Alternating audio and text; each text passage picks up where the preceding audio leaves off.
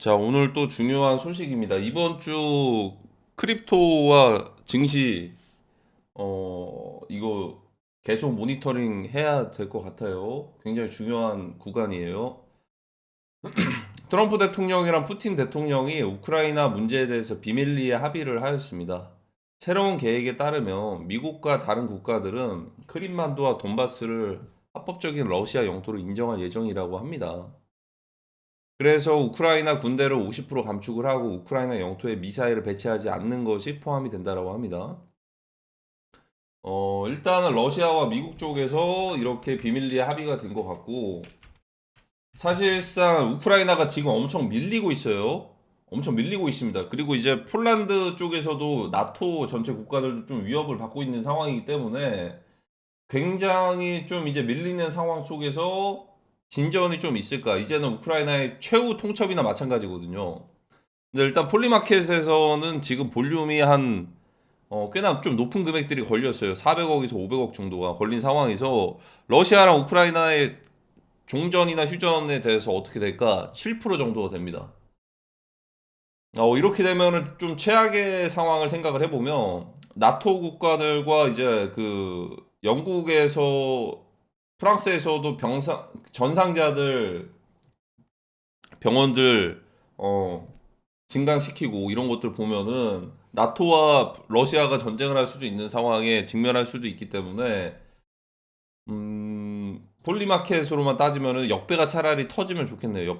역배가 터지면 좋겠는데 일단은 이 내용들은 최후의 통첩이라고 보시면 되고요. 최후의 통첩. 사실상 젤렌스키 우크라이나 대통령이 그거를 거부할 가능성도 굉장히 높습니다. 네, 그리고 일론 머스크가 새벽에 한국 시간으로 새벽에 트럼프 대통령을 한 번 더 샤라웃을 한 모습을 보여주고 있습니다. 어, 사실 트럼프 대통령의 당선의 1등 공신이기도 했습니다. 일론 머스크의 샤라웃 대선하기 직전에 같이 연설을 하면서 그리고 트위터 계정도 해체를 해주고 여러 부분에서 중간에 한번 다툼이 있었지만 지금은 같은 길을 가고 있는 세력들인 것 같네요. 하지만 여기서 좀 이해관계가 얽히는 것도 분명히 중간에 또 생길 겁니다. 좀 생길 건데, 우선은 비즈니스적으로만 봤을 때는 일론 머스크의 테슬라의 부품이나 이런 것들이 사실 전체 생산량의 50%가 중국의 이제 상하이의 기가팩토리에서 생산이 됩니다. 전체 그 테슬라의 생산량의 50%가. 근데 이제 미국과 중국이 만약에 어느 순간에, 어느 날에 전쟁과도 같은 그런 상황들이 발생을 했을 때 테슬라는 물론이며 좀 큰 타격을 입게 되겠죠. 그래서 그런 부분에서 좀 이해관계가 좀 얽혀 있을 수도 있지 않을까라는 생각이 드는데 그거는 좀 이제 미중 전쟁은 먼 일인 것 같고 한 2027년쯤 그 전에는 작은 국가들의 간접적인 대리전 양상으로 펼쳐질 가능성이 크지 않을까. 미중 전쟁은 사실상 그 마블 영화에서 인피니티 워 아시죠? 타노스와 어벤져스 일당들이 다 같이 모여가지고 대전투를 하는 그게 이제 인피니티 건트리 튕구고 이런 것들이 이제 미중 전쟁이라고 저는 생각이 드는데 그거는 지금 당장은 나올 것 같지는 않습니다. 근데 언젠가는 나중에 또 이제 거기에 대해서 브레이크가 지난번에 그 전기차 보조금 관련돼서 나온 것처럼 걸릴 수도 있는 거고 그래도 지금은 계속 샤라웃을 하고 있죠. 그리고 무엇보다도 일론 머스크의 스타링크가 한국에 아마 좀 필요한 날들이 오지 않을까라는 생각이 듭니다. 그리고 미국 정부에서 보유 중인 1달러 가치의 지갑이 이동이 됐고요. 그걸 SRM, 세럼이라는 코인인데요. 그 세럼이랑 이런 여러 가지 코인들은 왜 이제 미국 정부에서 보유 중이냐면 알라메다 리서치 FTX 거래소 파산 이후에 압수했던 물량인 것 같습니다. 보관 중인.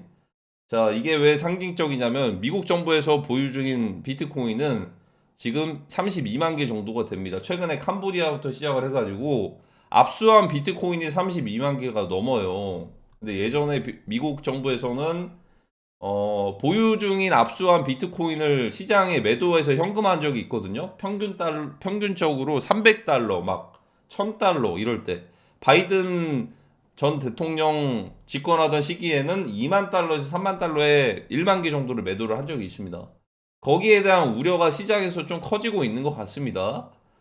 예를 들어서 지금 미국 정부에서 보유 중인 BTC를 시장에 매도하지 않을까라는 그런 불안감에 사람들이 지금 1달러만 움직여도 미국 정부의 지갑에서 크립토가 움직이고 있다. 이거 뭔가 있는 거 아니냐 하면서 홀리쉣 막 이러고 있어요. 보이시면 홀리쉣.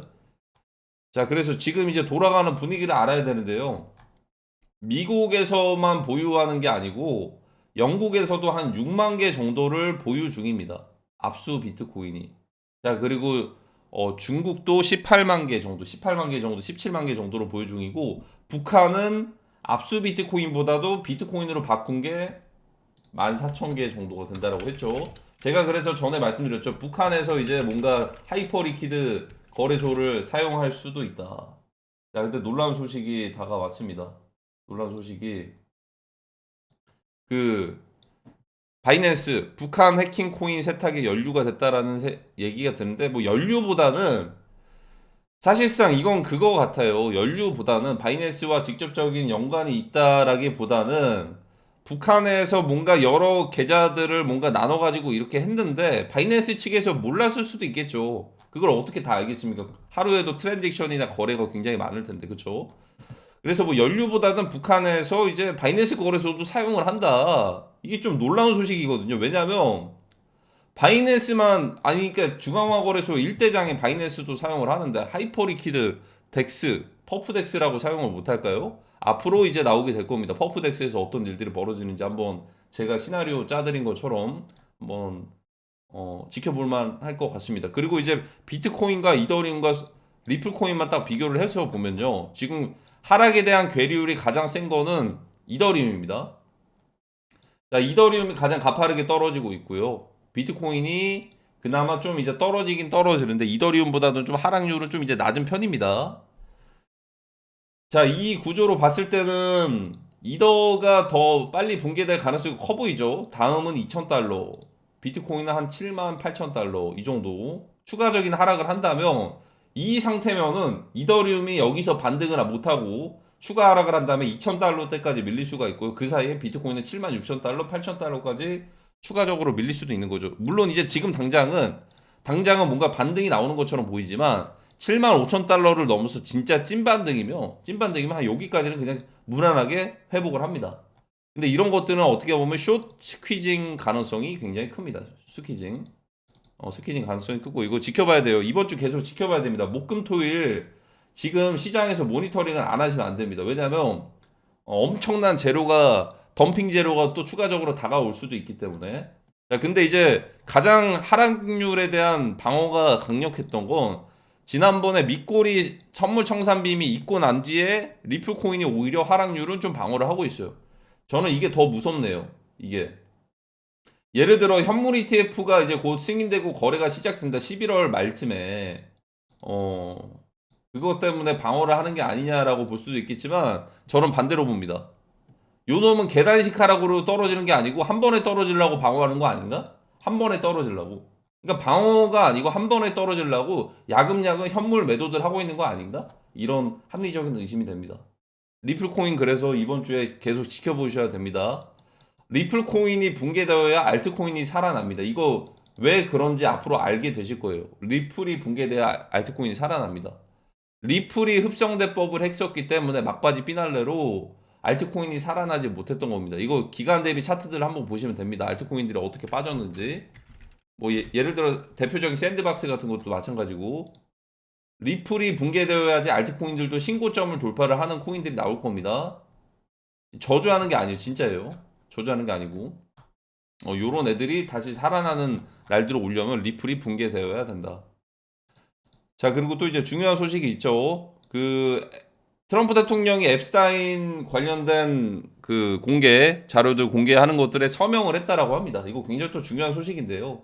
원래는 이게 공개가 될까 말까 했는데 뭔가 트럼프 대통령도 공개를 못하는 이유가 있다라는 뭔가 찌라시 같은 내용들이 돌았잖아요. 근데 실제로 서명을 해버렸습니다.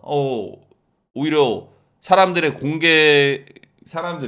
어떻게 보면 더 관심을 가지는 이목을 집중시켜 놓은 상태에서 공개를 한다라고 서명이 됐어요.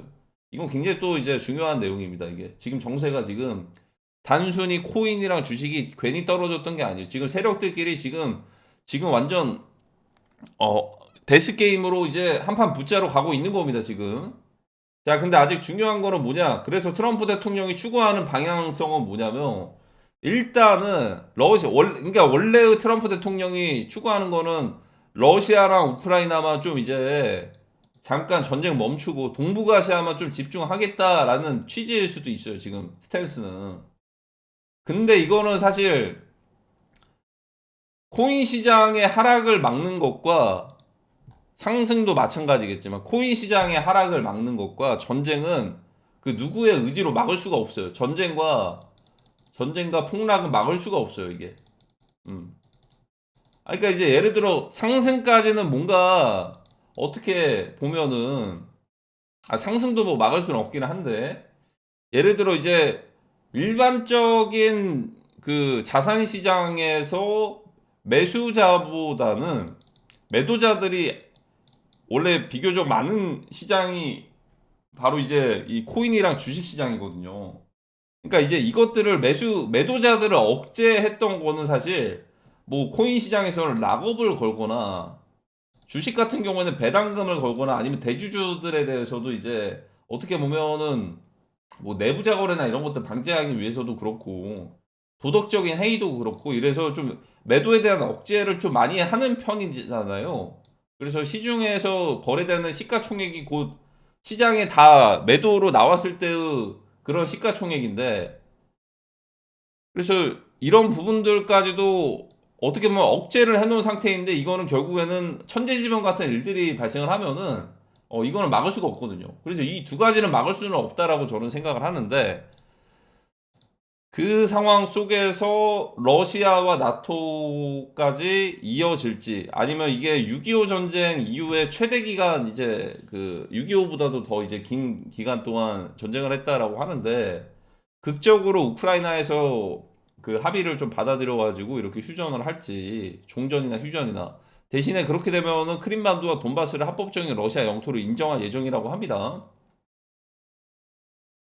지금의 러시아는 엄청 좀 강대국이긴 합니다. 어떻게 보면 핵무기를 엄청 크게 가지고 있고, 예전에 구소련일 때, 어떻게 보면 미국과 러시아는 냉전 체제에서 서로 대립하는 관계였는데, 지금 트럼프 대통령이 당선이 됨으로써 뭔가 러시아와 미국에서 좀 끈끈한 그런 것들이 보여지고 있죠. 바이든 대통령 때와는 다르게. 암묵적인 또 이제 이 세력들 간의 연합 관계임을 좀 이제 계속 보여주는 것 같고요.